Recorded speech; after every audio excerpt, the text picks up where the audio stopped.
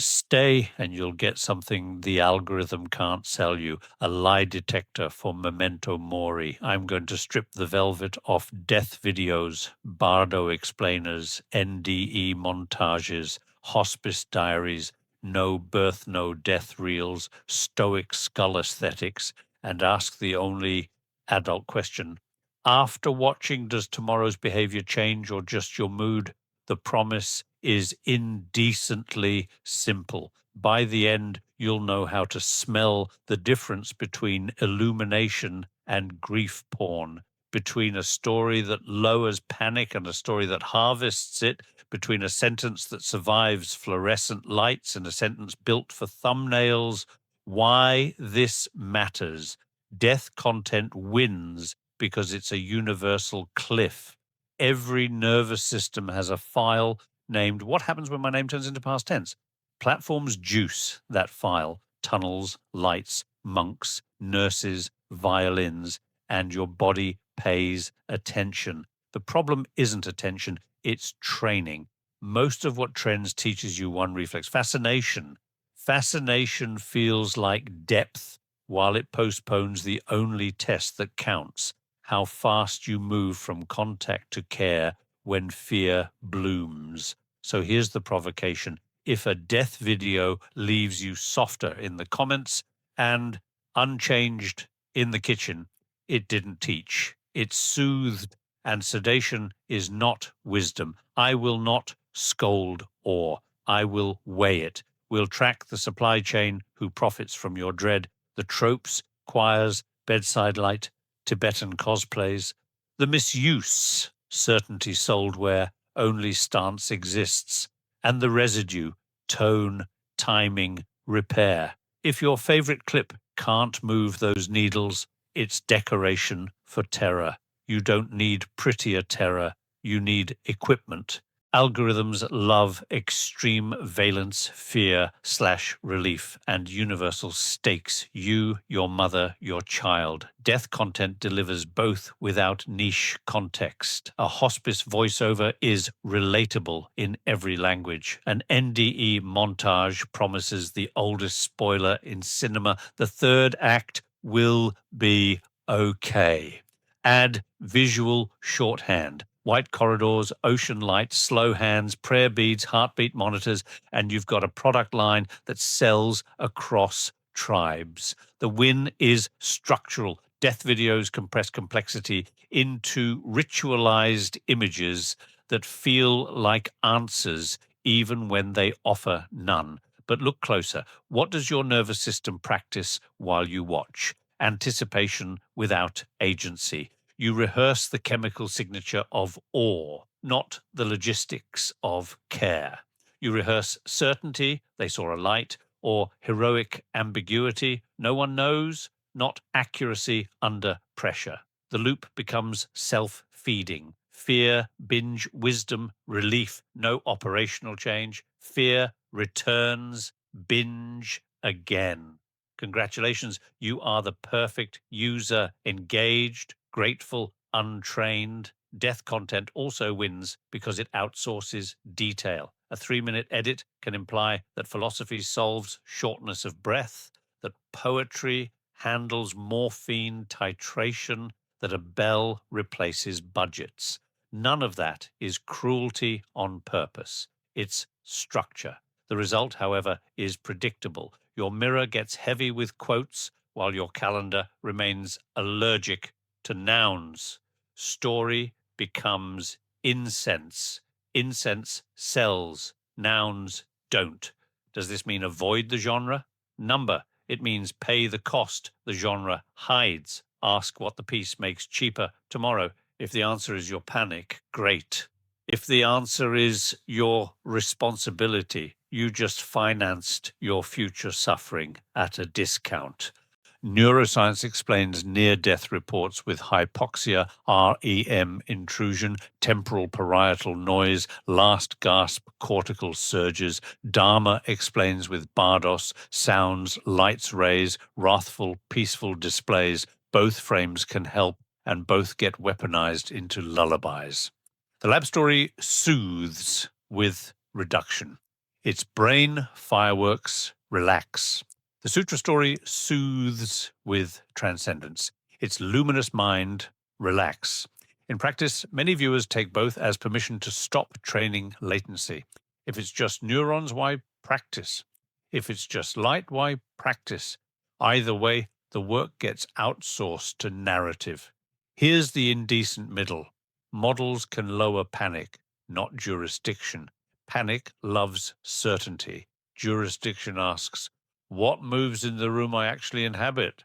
The lab can't make you apologetic faster when fear spikes. The sutra can't take out your trash, but either can become a cue. Brain model, expect tunnels, don't panic. Bardo model, expect costumes, don't bite. If the video installs recognition, pleasant not equal true, terrifying not equal false, you bought equipment. If it installs belief without reflex, you bought merch.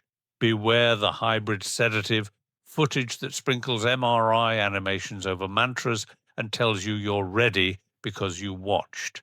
Recognition is a muscle, not a metaphor. A film can warm it. It cannot replace reps.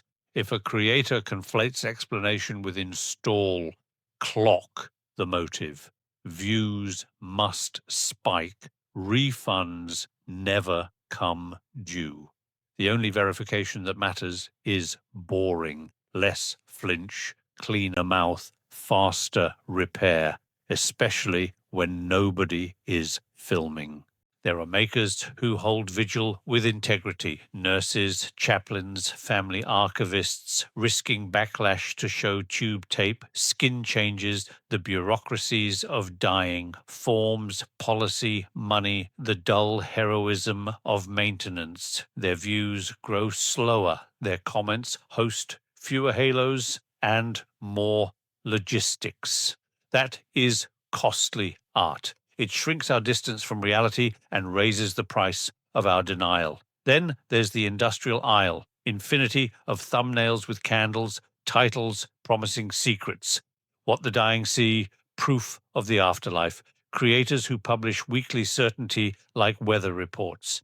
Are some sincere? Yes. Are some complicit with an economy that monetizes your untrained fear? Also, yes. The tells, 1. Guarantee language where only stance belongs. 2. Smoothed rooms, messy families flattened into universal lessons. 3. Hero angles. The camera worships one face, usually the narrator's. 4. Call to certainty, masquerading as comfort. Now you can rest. Rest from what? Action. Even Dharma channels drift here. A bardo explainer becomes a tourism brochure. Wrathful deities get printed on home decor. Liberation through hearing becomes a ringtone. It's not that commerce and compassion can't coexist. It's that commerce likes scale and real dying hates scale. If a video never hits nouns, names, meds, roles, policies, suspect the product. It's selling feeling where you needed friction. Feeling is cheap to ship. Friction isn't.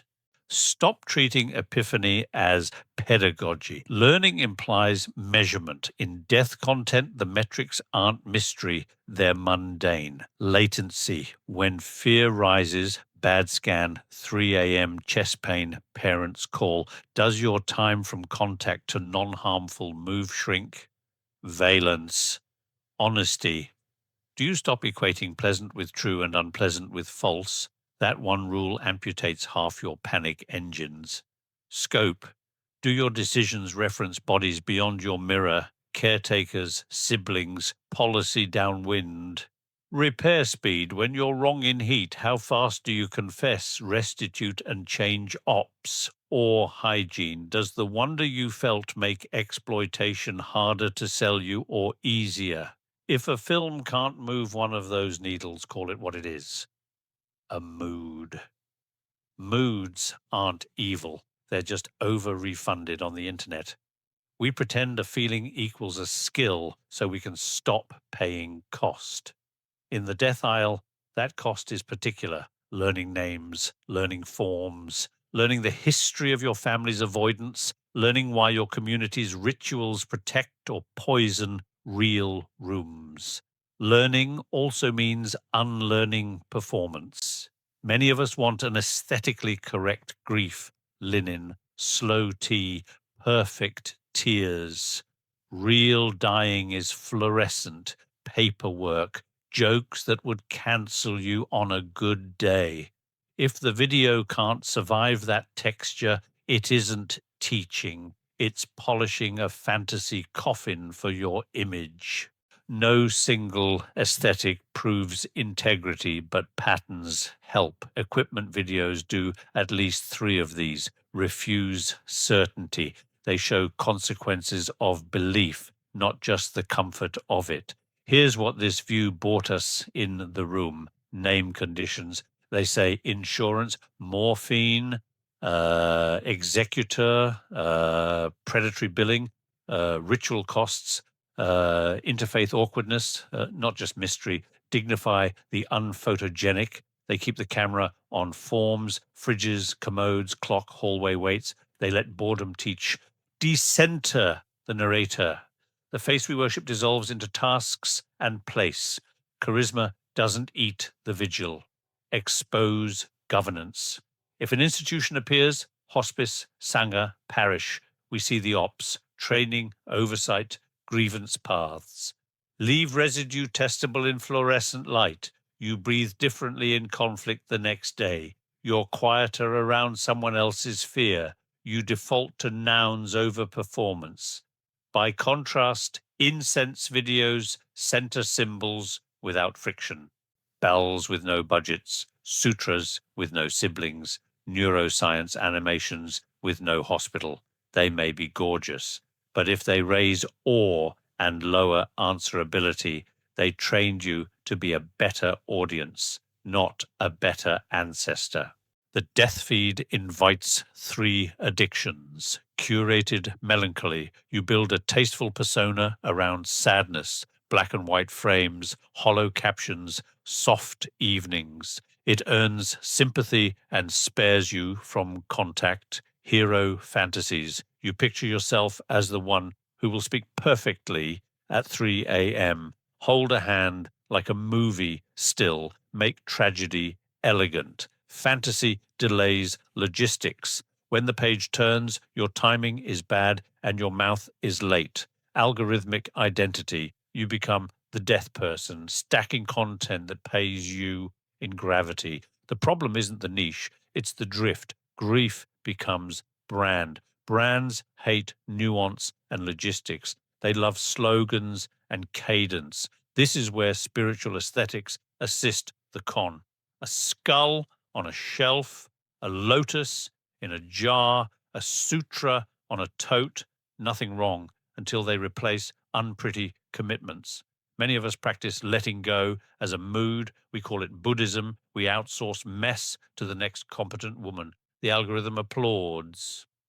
Your rooms fall apart. If you recognize yourself, don't run. Laugh at the costume and keep what worked. The awe that unclenched your jaw, the sentence that made you answer a phone you fear, the one film that taught you to breathe with alarms. Everything else, especially the identity that harvests specialness from proximity to endings, burn it. You are not a museum of tasteful sorrow, your infrastructure or your theatre. Death content wins because it's a mirror and a market. Keep the mirror, regulate the market in your mouth. Measure every clip by what it makes cheaper tomorrow. Panic or courage, performance or repair. Keep the ones that lower your flinch without lowering your duty. Delete the ones that make you feel profound while you stay strategically useless. If a video can't pass Tuesday, if it can't survive fluorescent light, ringing phones, mixed families, bad policy, and the hour where everyone's tired, it didn't teach you, it charmed you. Here's the last indecency. The internet will keep selling prettier ends. Your job is to buy beginnings, sentences that move rooms, stances that shrink harm, timing that makes care arrive before regret. Wonder is holy when it pays rent. Otherwise, it's just couture for fear. If your oar can't carry a stretcher, it's not wisdom. It's costume. Set it down or set it on fire.